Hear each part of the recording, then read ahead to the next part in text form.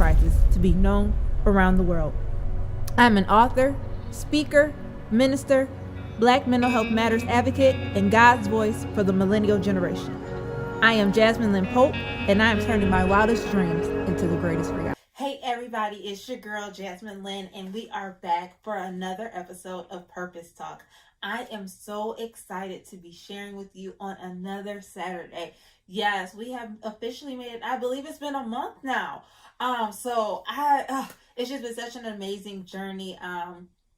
So grateful and honored to be here with you. For those of you who, if this is your first time joining in, my name is Jasmine Lynn Pope, and I am the CEO of Jasmine Lynn Enterprises. Jasmine Lynn Enterprises encompasses my very own personal brand, as well as my first brand, Blessings in Disguise Counseling and Coaching, where I provide mental health therapy services, training, as well as life coaching. And then it also encompasses the Pretty Powerful Purposeful Conference, which is a conference dedicated to helping women and men find their purpose, elevate in their purpose, develop an unapologetic understanding of who they are, realizing that pretty is more than being pretty on the outside. You want to be pretty on the inside as well. And then believing that you are powerful beyond measure. So I do so many things. It's hard to encompass it in a short, brief introduction, but I just love helping people. I love helping see people grow. I love helping to get people to really bring out their God-given purpose and elevate in every area of their life. So that is what I'm here for. And so through Purpose Talk, we are going to be talking all things purpose.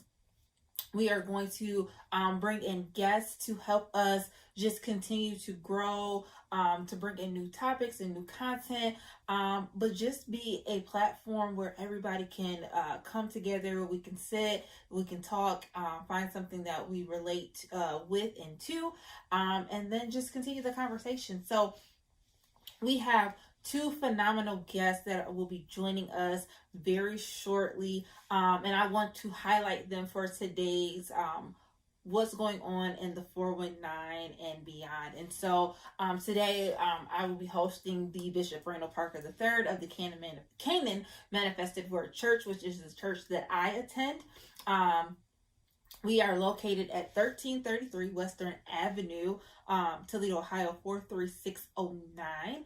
And so our church is affectionately known as the House of Promise, and we are dedicated to just helping those see the light of Jesus Christ, as well as being very active and involved in our community. So we have been doing a food grab and go every 2 weeks on Fridays beginning at 5 p.m.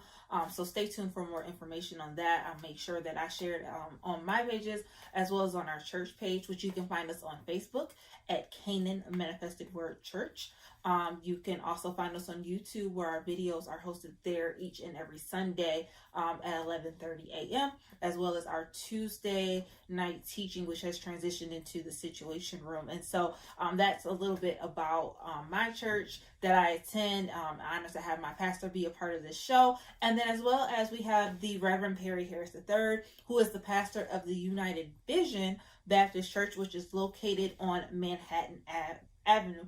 I believe that's what it is, on the north side of the city. But that is a church that is growing and developing and just impacting not only that part of the city, but the whole city of Toledo.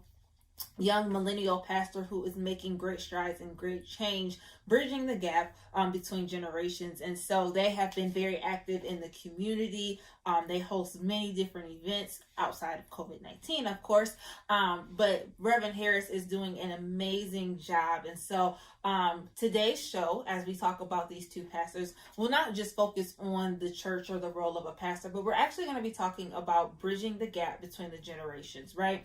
That is going to be a little bit of our focus for the month of August, maybe even going into September. But I really wanted to bring this topic out because so many times we get in our silos, we get in our different age groups, Gen Z, Y, X, baby boomers, all of that stuff, right? And we don't really work to bridge the gap between these generations. One of the things that I have found is that we still need one another, right? We can't make it without one another. And it takes for us to, as you know, especially being a millennial, to look to those generations that come before us to learn, to grow, to develop, to learn new ways, new things, but also be able to take that information and use it in our own way and impact the generation that is coming behind us. And so I feel that it's very necessary to have these conversations where we're talking about bridging the gap. And so bringing Bishop Parker and Reverend Harris together is no coincidence. Bishop Parker is a spiritual mentor, spiritual father, and pastor of Reverend Harris. And I believe that they can bring out some great information for all of us to use, not just those who are in ministry, but for those of you who are looking for someone to call, not only call, but to really function in the role of being a mentor. So we're going to take a quick break, bring you some information, and then we'll be back with our discussion with Bishop Parker and Reverend Harris. Guys, so we are back, and I've got my two amazing guests with me. I have the Bishop Randall Parker III of the Canaan Manifested Word Church, as well as the Reverend Perry Harris III of the United Vision Baptist Church, and we are going to be talking about our topic today, which is bridging the gap between the generation. And so before we jump into the questions, I want to allow them the opportunity to introduce themselves, what their ministry is about, and what they've got going on. So we will start to my left with Bishop Parker. Good evening, everybody. My name is Bishop Randall Parker III. I am honored and humbled to serve as the pastor of the Canaan Manifested Word Church, better known as the House of Promise here in Toledo, Ohio.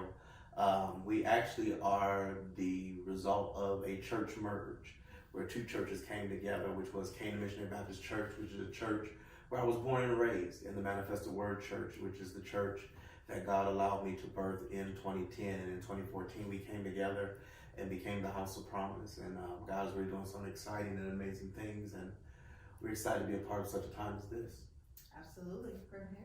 Hey, everybody. I'm Pastor Perry Harris III, the proud pastor of the United Vision Baptist Church on the north side of Toledo. We are grateful to be here. We're a ministry. We've been around for about 10 years. I've been privileged to serve as a pastor for the last 3 years. Prior to that, I was the minister of music and assistant pastor. And we're just grateful for what God is allowing us to do and the impact that we're allowed to have over on the north end. So we're just grateful to be here. Thanks for having us. Thank you, gentlemen, for both being here. Those were such great introductions. So let's jump right into all of our questions, right? So I want to kind of start by understanding or helping our viewers understand the dynamic of the relationship between the two of you. I know that, being in Toledo, you guys have been connected, but it's more than just a Toledo connection. You guys have a deeper connection as it relates to spiritually. So I don't know who wants to start by talking about this relationship. Let's go with Reverend Harris. Okay, go ahead. Well, it actually goes back much farther than I could even probably like to acknowledge, but my family and I were members of the Canaan Missionary Baptist Church some years ago. And so it goes back to those Canaan days. We then went to another ministry, but we have been connected through our church upbringing for a long time. And then as we both grew older, we reconnected and made a solid connection probably 16, 17 years ago. And that's when we really started to put some teeth into our relationship. But literally it probably goes back to when I was like 6. But since then, and since this time, we've definitely grown a lot closer together as our paths have kind of gone down the same way. So it's been about 16, 17 years. That's awesome. Bishop Parker, tell us a little bit about your perspective on the relationship. So pretty much everything that Pastor Harris said was true. I mean, just growing up in the same church, and then his family left, went to another church, and we lost contact, but then when we gained contact again, I guess the part that, as he shared all of that, which was so true, the thing that really got me was how we began to grow in brotherhood and friendship, to the place where he had pastors, but he trusted my opinion, he trusted my advice and my wisdom. And in an absolutely transparent moment, I hope he doesn't get me, but he was just at a place where he was just really frustrated and, didn't know which way to go, didn't know which direction to turn. And if I was just trying to be a pastor who was just trying to get somebody for their gifts, I would absolutely say, well, just come on over to my church, But I saw something greater in him not just as a brother or a friend, but the anointing, the potential of who he was. And I said to him, I said, don't you do anything until you hear from God. And because he trusted the God in me, he trusted the fact that he was not going to move until God said so. And because of that, God honored him, his obedience. And here he is, one of the greatest pastors in the city of Toledo even now. That is so awesome. So what I hear you both talking about is that it's very important to have someone who is your spiritual mentor, someone Absolutely. who can pour into you, help guide you, listen to you. Most importantly, I think that's something that came out of it, was that you actually listened to what he was saying and what his needs were, and didn't tell him what you felt he needed, but you actually gave him what was true and correct for that time in his life. As you have grown through ministry, Bishop Parker, how have you been able to connect with those who were really meant for you as a spiritual mentor versus realizing that there were some people who just wanted your gift or wanted what you had? I think one of the things is many times people want what they see, but they can't handle how you suffered. And one of the things that's really important is that you have to have someone who can see you beyond just the glory of a pulpit or the preaching moment, but somebody who you can really trust to be transparent with, and they still love you, check you, and still respect you. On my angle, those who come to me for mentorship, one of the things that I always try to make sure is that I give principles without them becoming a carbon copy of what they perceive me to be. So I don't mind you grabbing hold to mannerisms and verbiage and things of such like that, but I always try to make sure that you become who you're supposed to be.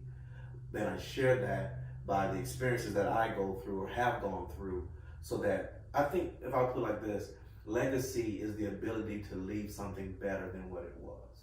And so as a spiritual leader, the legacy to those who are really connected to me is to leave something better. So I'm always harder on those who are really connected, because I want them to always have more than I had as it relates to ministry. So Reverend Harris, after hearing all of that greatness that we just heard from Bishop Parker, what is it like coming behind someone? I don't mean necessarily, you have your own lane and you're doing your own thing, but you're, coming behind someone as great as Bishop Parker, having a spiritual mentor, a pastor like him. How difficult or how easy has it been to continue to grow and develop in who you are? Well, the easier part of it is just following the blueprint, because I was always told, if it ain't broke, don't fix it. And so I've seen the success that Bishop Parker has had, not just in ministry, but in every area and aspect of his life. And so I do a lot of mimicking, because I believe if it worked for him, it can work for me. The challenging part to that is that he is just so great at what he does, that I then can get caught up in the shadow, like maybe this wasn't such a great idea. But again, it definitely gives you a mile marker to reach for. And I think that all persons should have someone that extends them or that stretches them to that place. And so as he continues to grow and continues to get greater, it continues to stretch my mile marker, so that I can be a little bit more like what he does. And again, I don't necessarily need to be Randall Parker Jr., but I can take what I see him do and apply it to Perry Harris and put Perry Harris on it, and then make it fit for me and for my ministry and for my life. And so it's a blessing at the same time of a challenge, just trying to navigate it. But again, when you have someone ahead of you that has made such a great blueprint for you, it's hard to stray off. And so that's what Parker does for me. That's awesome. So, one of the things that I heard throughout that thing, as you guys were talking, was iron sharpens iron, right? And so it's not just for the mentor to be strengthening the mentee, because the mentor still has to be strengthened as well, right? So I'll start with you, Reverend Harris. How have you been able to assist in the strengthening of the person that you look up to, you're growing with, and all of that? Because we both need, you both need each other in this process. Absolutely. I'm completely humbled when he and I have the opportunity to share, especially when preparing sermons and messages and whatnot, and just to have that dialogue with him and then to add my perspective and to hear from him like, oh man, that was good. I'm like, no, that was what I said. But I think that being able to share, and that also comes because we're not just he's not just my pastor. I'm not just one of his members, and vice versa. But on top of that, we're friends. We're brothers, and so we have that rapport as well. And so it allows me the opportunity to kind of share and try to encourage. And it gives me great joy when I'm in a position when I can. He does not get down often, but I can tell when he's not having one of his best days. And just to be able to say something that will make him laugh, or that will make something click in him, gives me great joy, because I feel like I'm then able to replicate or to reciprocate some of the stuff that he does for me on a daily basis. And so it's a great honor to be able to have those moments, but I'm grateful that he is open to allowing me that space, because he doesn't necessarily see himself as the mentor and not being able to receive from the mentee, but he's very open to that, and I think that that's one of the things that strengthens our relationships as brothers, as friends, and then as pastor and member. Seems like you guys have a good balance in the different pieces of your relationship, right? Absolutely. It's not just I'm the mentor, or I'm the mentee, I stay in this lane, you stay in that lane, and we keep it going. Like you said, you guys are able to just communicate on a natural level. You guys are able to, I know I've seen you guys go to painting tips and just being normal, right? Correct. So let's go here first, and then I'm going to come back, right? But Bishop Parker, can you tell us about a time where you were in a place, you didn't know what was going on, you felt whatever you felt in that moment, and there was something that Reverend Harris said or did that just Oh, yeah. to you? So one of the things for me is I'm very protective of my anointing. And I don't say that from an arrogant standpoint. I say that from actually a place of brokenness. Because you can do all you can, and it seems like it's never good enough for people, or even the people that you help on a daily basis. I think when it comes to transparency is not a prerequisite to a relationship. It's actually a privilege. And you talked about it, Jasmine, a little while ago, about how we were able to differentiate between brother, friend, pastor, because one of the things about Pastor Harris is he knows what vein to have the conversation or to approach a situation with me. And he doesn't have to be told that. And so there's no level of familiarity or comfortability.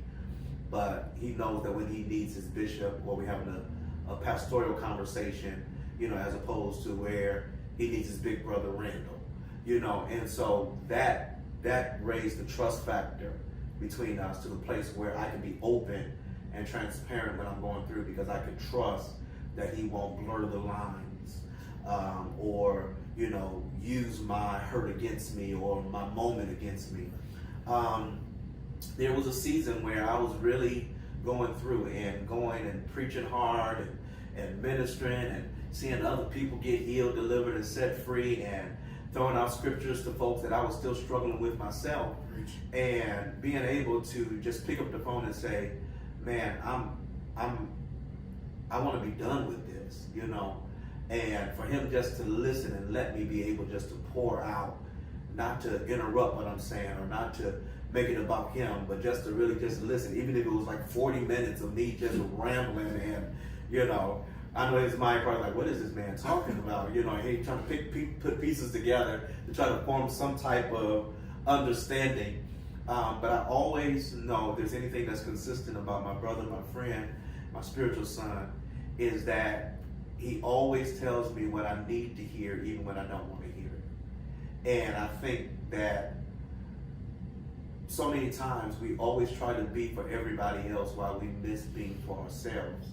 And so God sends someone or someones to really speak into you the same thing that you've poured into somebody else, to the point where you have to now take their own medicine. And so in a dark season I was in, and just the words that he gave from a place of understanding, a place of compassion, but most importantly from a spiritual aspect, that, okay, so now you know this, but do you believe this?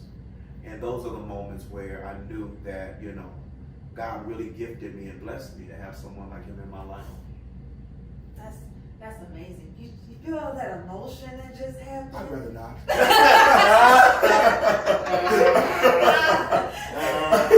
feel it. Oh, it's so amazing. But that just means I can sense the genuineness in your relationship. I can sense the strength in it. And that is just so amazing. You know, a lot of times people are out here struggling to find someone on both sides, right? That even really cares about them, that really, once again, doesn't want just the anointing, doesn't want all the, you know, how do you preach, how do you teach, how do you do this, how do you do that, but just real, genuine connection and relationship. And I can feel all of that all up in here, right?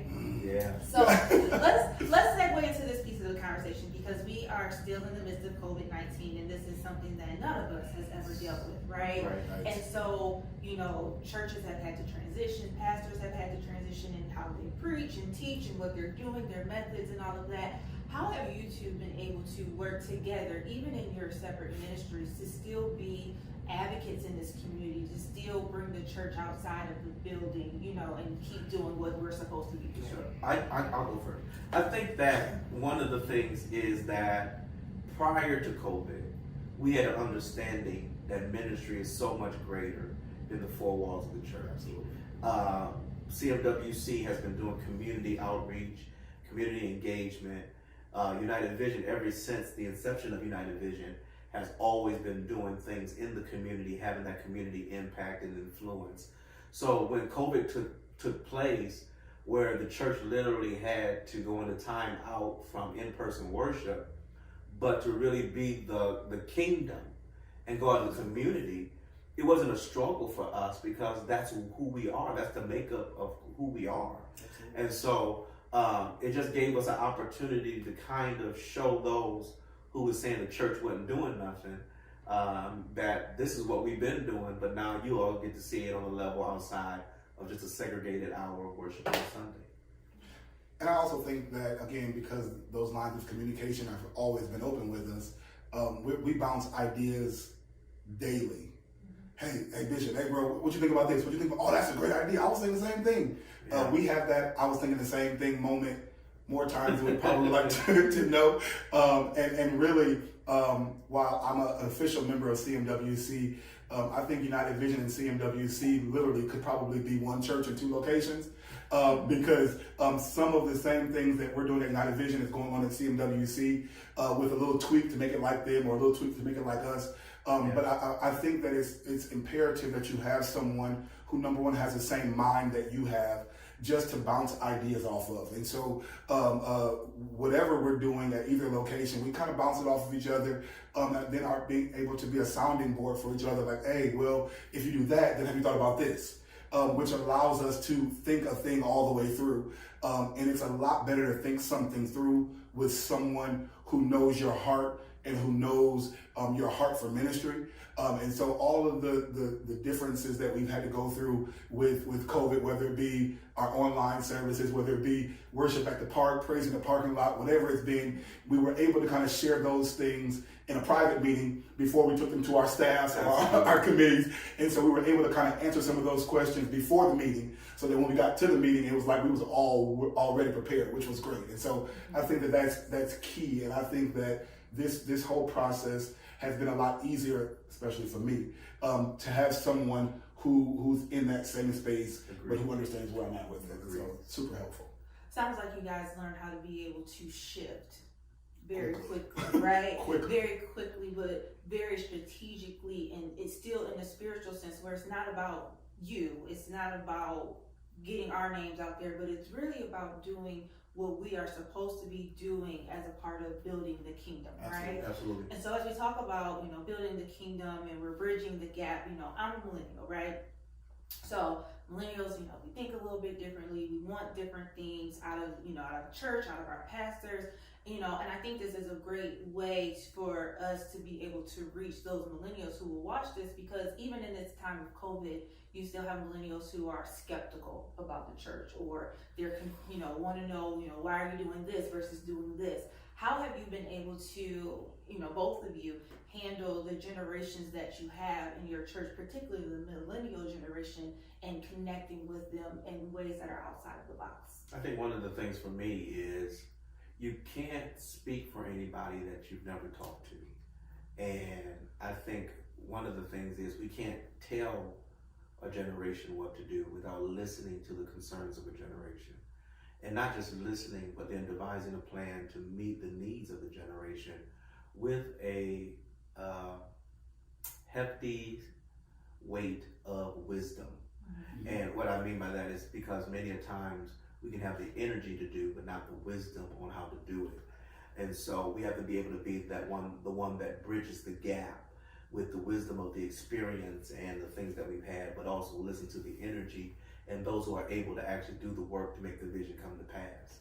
So on my end, I think that's just being able to connect with them and build a real relationship, and then also showing them and allowing them to be what their purpose and destined to be. Absolutely. Might I just say that the downfall of being connected to someone is they take all your words. So next question, I'm gonna go first and make him come up with something I'm not saying. But the reality is, as a millennial, pastor in a church, one of the first things that I did was diversify my team, so that my church wouldn't be stuck in this or that. But by diversifying what we have, when we come to the table, I'm looking at some of my senior members, I'm looking at some of my middle-aged members, I'm looking at some of my millennials, I'm even looking at some of my teenagers who are at our church right now. And all of those perspectives have to have equal play in the decision making for the church. And so when making decisions in regards to United Vision, in regards to this COVID season, I talk to all of them. And then I have to validate what they've said to me so that they then feel like their voice is important at United Vision. Mm-hmm. Because, as Bishop said, I don't want to disregard my senior saints who might have some wisdom, but I also don't want to disregard some of my younger saints who may have the energy to bring something to pass. And so I think that we're trying our best. I think both ministries are trying our best to be a church where everybody is somebody, and everybody feels that way. And so I think it's key to our church. I share with our leaders all the time, every Sunday.